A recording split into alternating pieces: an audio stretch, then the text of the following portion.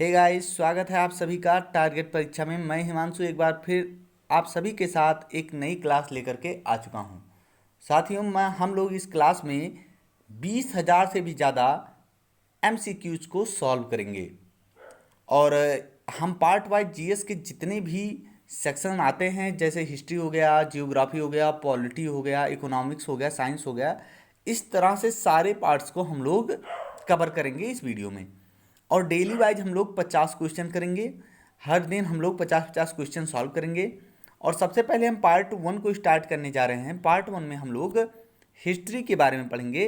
और हिस्ट्री में भी क्या पढ़ेंगे? एंशियंट इंडिया के बारे में। ठीक है, हिस्ट्री का जो एंशियंट इंडिया वाला पार्ट है, सबसे पहले हम इसको स्टार्ट करने वाले हैं। और आप सभी लोगों को बता दूं कि चंद्रशेखर सर के द्वारा जो है हिस्ट्री की एकदम बेसिक से क्लास चलाई जा रही है, जहां पर आपको एकदम बेसिक से सारे तथ्यों को बताया जा रहा है। इस क्लास में आपको सिर्फ प्रैक्टिस करना है, आपको कुछ नहीं करना है। इस क्लास को 1 से 2 बार देखना है, चाहे स्पीड को बढ़ा करके ही देख लेना है, लेकिन कम से कम 2 बार देखना है, जिससे कि आपको सारे क्वेश्चन रिवीजन भी हो जाएगा और प्रैक्टिस भी हो जाएगा। और जो क्वेश्चन आपको नहीं आता है वो सारा क्वेश्चन आपको आ भी जाएगा। तो चलिए शुरू करते हैं हम लोग अपनी क्लास को। हमारे आज का जो पहला क्वेश्चन बना है, सबसे पहले तो हम बता दें कि टॉपिक हमारा पहले सबसे पहले क्या शुरू हुआ है। तो प्रागैतिहासिक काल से हम लोग सबसे पहले क्वेश्चंस को करेंगे।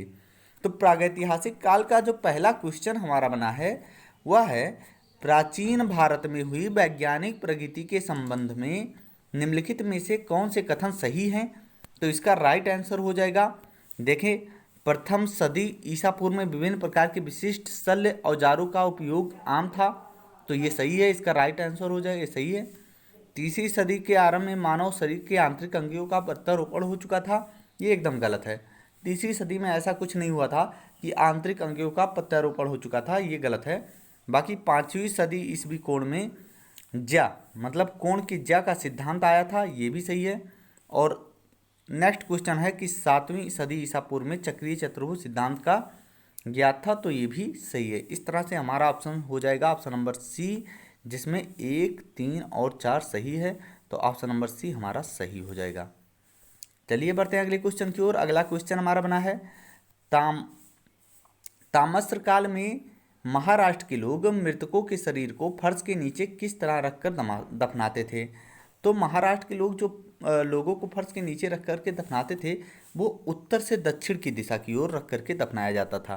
इसका राइट आंसर हो जाएगा option number A. Next question है हमारा,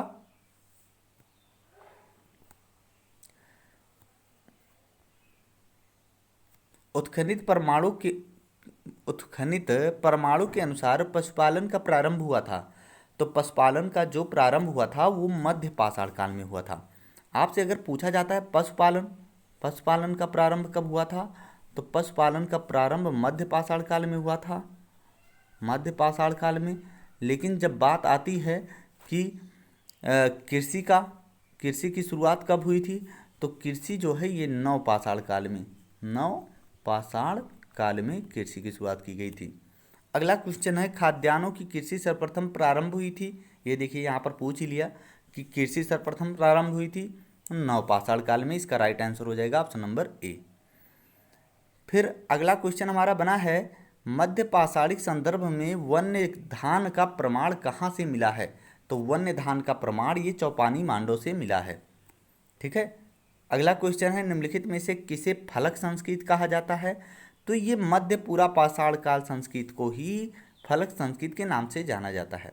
फलक संस्कृत जिसमें हम लोग चापर, चापिंग, पेबुल जैसे हथियारों का उपयोग आदिवासी लोग करते थे। पढ़ा था ना, चापर, चापिंग, पेबुल, ये सब पढ़ाए होंगे चंद्रशेखर सर आप सभी को क्लास में। तो ये सारे उपकरण जिसमें यूज किए गए थे उसी को फलक संस्कृत भी कहा जाता है। और ये मध्य पूरा पाषाण काल संस्कृत में इसका उपयोग किया गया था। नेक्स्ट क्वेश्चन हमारा है, सराय नाहर और मादाहा, सराय नाहर और मादाहा संबंधित है। तो ये गंगा घाटी के मध्य संस्कृत से संबंधित है। गंगा घाटी या बेलन घाटी दोनों एक ही होता है। ये जो है इलाहाबाद का क्षेत्र आता है, यहाँ पर इलाहाबाद के आसपास का क्षेत्र आता है गंगा घाटी में या फिर बेलन घाटी में। तो ये सरायनाहर और महदहा ये सब इसी के आसपास के क्षेत्र आ जाते हैं जो गंगा घाटी के मध्य पाषाण संस्कृति से संबंधित हैं। अगला क्वेश्चन है प्राचीनतम कलाकृतियों का प्रमाण संबंधित है। तो प्राचीनतम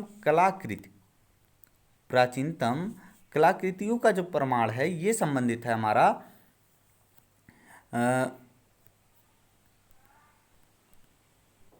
उच्च पूर्व पाषाण काल से या उच्च पूर्व पाषाण काल से संबंधित है। जो प्राचीनतम कलाकृतियां थी इनका प्रमाण जो है उच्च पूर्व पाषाण काल या फिर उच्च पूर्व पाषाण काल भी इसे हम लोग बोल सकते हैं, इससे संबंधित है। चलिए बढ़ते हैं अगले क्वेश्चन की ओर। अगला क्वेश्चन हमारा बना है कि निम्न पूर्व पाषाण काल में मानव के बारे में निम्नलिखित में से कौन सा तथ्य सही है। तो इसका राइट आंसर हो जाएगा ऑप्शन नंबर बी, वह कोर उपकरणों का उपयोग करते थे। निम्न पूर्व पाषाण काल में जो मानव थे वो कोर उपकरणों का प्रयोग करता था। दक्षिण भारत की बृहद पाषाण समाधियां संबंधित हैं। तो इसका राइट आंसर हो जाएगा ऑप्शन नंबर, दक्षिण भारत की जो बृहद पाषाण समाधियां हैं वो किससे संबंधित हैं। तो इसका राइट आंसर हो जाएगा ऑप्शन नंबर डी, लौह काल से। किससे? लौह काल से संबंधित हैं दक्षिण भारत की बृहद पाषाण समाधियां। अगला क्वेश्चन है दक्षिण भारत की महापाषाणिक समाधियां किस काल से संबंधित हैं। इसका भी लौह काल हो जाएगा। फिर नेक्स्ट क्वेश्चन है बृहद पाषाण स्मारकों की पहचान की गई थी। तो ये मृतकों को दफनाने के रूप में जो ये दक्षिण भारत या महाराष्ट्र की बृहद महापाषाणी समाधियां थीं वो मृतकों को दफनाने के लिए ही तो बृहद पाषाण के स्मारक बनाए गए थे और ये किस समय का था? लौह काल का था। नेक्स्ट क्वेश्चन है राख के टीले। क्या है? राख के टीले के किस क्षेत्र के नवपाषाणिक संस्कृति से संबंधित हैं। तो आपको बता दें ये राख के टीले जो है दक्षिण भारत से थे और दक्षिण भारत में कहाँ? कर्नाटक। कर्नाटक के दो क्षेत्र थे, एक था संगन कल्लू और दूसरा था पिकली हल। इन दोनों क्षेत्रों से राख के टीले पाए गए थे। अगला क्वेश्चन हमारा यही बना है कि राख के टीले निम्नलिखित में से किस नवपाषाणिक स्थल से संबंधित हैं। तो इसका राइट आंसर हो जाएगा ऑप्शन नंबर बी, संगन कल्लू से। अब फिर अगला क्वेश्चन है हमारा सिहावल एक पूरा स्थल है। तो सिहावल जो है ये निम्न पूरा पाषाण संस्कृति का जो है एक पूरा स्थल है। नेक्स्ट क्वेश्चन है पूर्व पाषाण कालीन मानव का मुख्य धंधा था। पूर्व पाषाण कालीन मानव का मुख्य धंधा क्या था। तो इसका राइट आंसर हो जाएगा शिकार खेलना। उस समय तो ये ना कृषि जानते थे ना तो पशुपालन जानते थे, तो सिर्फ क्या करते थे? शिकार करके अपना खाना बनाते थे। फिर अगला क्वेश्चन हमारा बना है कि अल्मोड़ा के निकट लखुओ डयार पर लाल रंग की उकेरी गई जो मानव आकृतियाँ मिली हैं किस काल की हैं। तो इसका राइट आंसर हो जाएगा ये जो अल्मोड़ा के पास में लखुओ-डयार पर लाल रंग की उकेरी गई मानव आकृतियाँ पाई गई हैं ये पाषाण काल से संबंधित हैं। नेक्स्ट क्वेश्चन हमारा लंबवत पुरातात्विक उत्खनन के द्वारा किसी संस्कृति के इनमें से किस पक्ष का पूरा क्वेश्चन देखते हैं। विशेष ज्ञान होता है। तो इसका राइट आंसर हो जाएगा ऑप्शन नंबर डी, काल मापन का। जब बात आता है लंबवत पुरातात्विक उत्खनन की, तो लंबवत पुरातात्विक उत्खनन से हमें किसी संस्कृति के समय का मापन होता है या फिर समय के बारे में हमें जानकारी मिलती है। नेक्स्ट क्वेश्चन है हमारा निम्नलिखित में से किसको चालकोलिथिक युग भी कहा जाता है। तो आप सभी को बता दें ताम्र पाषाण काल को ही चालकोलिथिक युग भी कहा जाता है। ऑप्शन नंबर सी सही हो जाएगा। नेक्स्ट क्वेश्चन है प्राचीन काल में आर्यों को जीविकोपार्जन का मुख्य साधन था। तो इसका राइट आंसर हो जाएगा बी, शिकार। जो प्राचीन काल के आर्य थे इनका जीविकोपार्जन का जो साधन था वो था शिकार। भारत में किस शिलाश्रय से सर्वाधिक चित्र प्राप्त हुए हैं। तो भीमबेटका से ये चित्रकारी के बारे में जानकारी मिलती है और ये कहाँ पर है? मध्य प्रदेश में। नेक्स्ट क्वेश्चन है मध्य प्रदेश के प्रागैतिहासिक शिला चित्र कहाँ पाए गए हैं। इसका भी वही भीमबेटका। नवपाषाणिक कालीन गर्त निवासों से अवशेष कहाँ से मिले हैं। तो गर्त निवास ये बुर्ज-होम और गफ कराल दोनों जगह से मिले हैं। पहला और दूसरा इसका दोनों सही है। इसका राइट आंसर हो जाएगा ऑप्शन नंबर डी, 1 और 1 और 2 दोनों। ठीक है। नेक्स्ट क्वेश्चन हमारा कि भारत के कुछ क्षेत्रों में लोग जमीन के अंदर गड्ढों में रहते थे, इस बात का संकेत खुदाई से मिलता है। तो ये भी वही कश्मीर, जो बुर्ज होम था और गफ कराल स्थल था, ये दोनों कहाँ पर स्थित था? कश्मीर में। और यहाँ से ये गड्ढों के अंदर रहते थे, अर्थात गर्तावास। गर्तावास का अर्थ यही होता है, कुछ लोग जो गड्ढा बना करके उसके अंदर रहते थे उसी को गर्तावास बोलते हैं। तो ये कहाँ पर पाया गया था? ये कश्मीर में पाया गया था। गर्त निवास निम्नलिखित में से किस संस्कृति की विशिष्ट लक्षण है? तो इसका राइट आंसर हो जाएगा कश्मीर घाटी के नवपाषाणिक संस्कृति का ये विशिष्ट लक्षण है। अगला क्वेश्चन है कि मानव समाधानों में कुत्ते दफनाए गए थे, तो ये दफनाए गए थे बुर्ज होम में। बुर्ज होम जो कि कश्मीर का स्थल है, नवपाषाणिक पूरा स्थल है, तो यहीं पर ही मानव को कुत्तों के साथ दफनाया भी गया था। ये भी मोस्ट इंपॉर्टेंट क्वेश्चन है, कई बार पूछा गया है। ठीक है। अगला क्वेश्चन है निम्नलिखित में से किस स्थान पर मानव के साथ कुत्ते को दफनाए जाने का साक्ष्य मिला है? तो इसका भी बुर्ज होम हो जाएगा option number A. Next question है हमारा निम्नलिखित में से किस स्थल से मानव कंकाल के साथ कुत्ते कंकाल का समाधान भी प्राप्त हुआ है? बुर्ज होम इसका भी हो जाएगा। बुर्ज होम के नवपाषाणिक समाधानों में मानव के साथ किस पालतू पशु को दफनाने की प्रथा प्रचलित थी? तो इसका भी राइट आंसर कुत्ता हो जाएगा option number B. Next question है हमारा कि निम्नलिखित में से किस स्थान पर नवपाषाण स्तर पर गेहूं और जौ की खेती सर्वप्रथम प्रमाण मिलते हैं? तो ये हो जाएगा मेहरगढ़। मेहरगढ़ से ही सर्वप्रथम गेहूं और जौ की खेती का प्रमाण मिलता है। भारत में व्यवस्थित कृषि, ये भी मेहरगढ़। जब भी आपसे गेहूं के साक्ष्य, जौ के साक्ष्य या व्यवस्थित कृषि की साक्ष्य या व्यवस्थित जीवन का साक्ष्य पूछता है, तब हमारा राइट आंसर हो जाएगा मेहरगढ़। ठीक है। नेक्स्ट क्वेश्चन हमारा निम्नलिखित में से किस पुरा स्थल में पाषाण संस्कृति से लेकर के हड़प्पा सभ्यता तक के अवशेष प्राप्त हुए? तो इसका भी राइट आंसर हो जाएगा मेहरगढ़। मेहरगढ़ से प्राचीन या पाषाण काल से लेकर के हड़प्पा सभ्यता तक के अवशेष मिलते हैं। अगला क्वेश्चन हमारा भारतीय उपमहाद्वीपों में कृषि के प्राचीनतम साक्ष्य मिले हैं। तो कृषि का जो प्राचीनतम साक्ष्य कहाँ से मिला है? मेहरगढ़ से मिला है।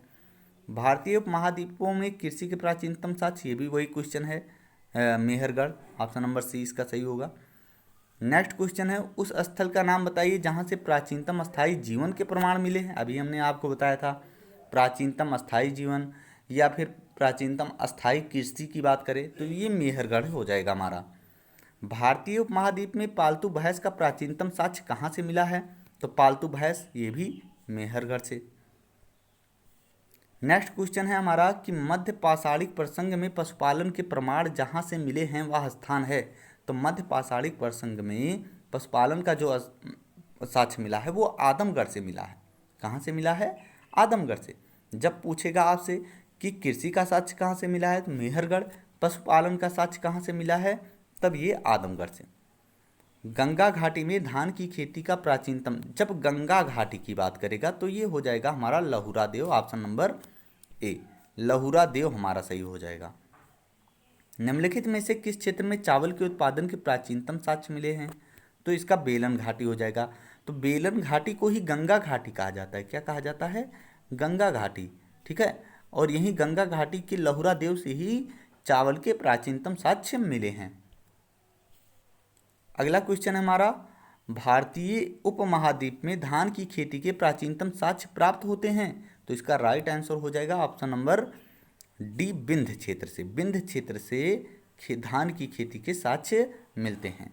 निम्नलिखित में से किस क्षेत्र में पूरा पाषाण काल, मध्य पाषाण काल और नव पाषाण काल के अवशेष एक क्रम में पाए जाते हैं? तो इसका राइट आंसर हो जाएगा बेलन घाटी से। कहाँ से? बेलन घाटी से पूरा पाषाण काल, मध्य पाषाण काल और नव पाषाण काल, इन तीनों के अवशेष पाए गए हैं। बेलन घाटी या फिर गंगा घाटी दोनों एक ही है। उच्च पूरा पाषाण काल युगीन हड्डी की बनी मातृ देवी की प्रतिमा कहाँ से प्राप्त हुई है? तो इसका राइट आंसर हो जाएगा बेलन घाटी से। बेलन घाटी से ही हड्डी की बनी मातृ देवी की प्रतिमा प्राप्त हुई है। नेक्स्ट क्वेश्चन है मानव द्वारा सर्वप्रथम प्रयुक्त अनाज था। तो इसका राइट आंसर हो जाएगा जौ, ऑप्शन नंबर सी। भारत में प्रागैतिहासिक मानव का प्राचीनतम जीवाश्म निम्नलिखित में से किस स्थान से मिला है? तो ये हथनौरा, हथनौरा जो कि नर्मदा घाटी से संबंधित है। किससे? नर्मदा घाटी से संबंधित है। और ये कहाँ पर है? महाराष्ट्र, सॉरी, मध्य प्रदेश। मध्य प्रदेश की नर्मदा घाटी में हथनौरा नामक स्थान से मानव के जीवाश्म का प्राचीनतम साक्ष्य मिलता है। नेक्स्ट क्वेश्चन है कि होमो इरेक्टस का एक कपाल निम्नलिखित में से किस स्थल से प्राप्त हुआ है? तो ये इसका भी right answer option number A, Narmada घाटी में हथनौरा से मिला है। अगला क्वेश्चन है हमारा, निम्नलिखित में से किस मध्य पाषाणिक स्थल से हड्डी के बने आभूषण प्राप्त हुए हैं? तो इसका राइट आंसर हो जाएगा ऑप्शन नंबर डी, महदहा। महदहा से जो है ये बेलन घाटी का एक क्षेत्र है जहाँ से हड्डी के बने आभूषण मिले हैं। यह क्वेश्चन कई बार एग्जाम में पूछा गया है और ये बहुत ही बार पूछा जाता है। इसको आप सभी लोग याद कर लीजिए। हड्डी के बने आभूषण कहाँ से मिले हैं? महदहा से मिले हैं। ये महदहा क्षेत्र ये प्रतापगढ़ के पास में मिलता है। कहाँ पर? प्रतापगढ़। अगला क्वेश्चन है, निम्नलिखित में से किस स्थल से हड्डी के उपकरण प्राप्त हुए हैं? तो इसका भी वही महदहा हो जाएगा। फिर नेक्स्ट क्वेश्चन भी यही क्वेश्चन है हमारा कि हड्डी से निर्मित आभूषण भारत में मध्य पाषाण काल के संदर्भ में कहाँ से प्राप्त हुए हैं? तो ये भी महदहा से हो जाएगा। ऑप्शन नंबर बी इसका सही हो जाएगा। नेक्स्ट क्वेश्चन है हमारा, गंगा के मैदान में मानव बस्ती का प्राचीनतम अवशेष मिलता है। तो इसका राइट आंसर हो जाएगा, मानव बस्ती की बात कर रहा है तो मानव बस्ती का जो प्राचीनतम अवशेष है ये कालपी से मिलता है। कहाँ से? कालपी से। गंगा घाटी में कालपी नामक स्थान से मानव बस्ती का प्राचीनतम अवशेष मिला है। एक ही कब्र में 3 मानव कंकाल कहाँ से मिले हैं? तो ये दमदमा से मिले। दमदमा, यह स्थान भी प्रतापगढ़ का ही है। प्रतापगढ़ में दमदमा नामक स्थान से ही एक कब्र में 3 मानव के कंकाल मिले हैं। दोस्तों आज के लिए बस इतना ही। जो लोग चैनल पर नए हैं चैनल को सब्सक्राइब जरूर करें और वीडियो को लाइक और शेयर करना ना भूलें। वीडियो अच्छी लगी हो तो अपने दोस्तों को लाइक जरूर करें और अपने सभी दोस्तों को शेयर जरूर करें। Thank you for watching the video. God bless you.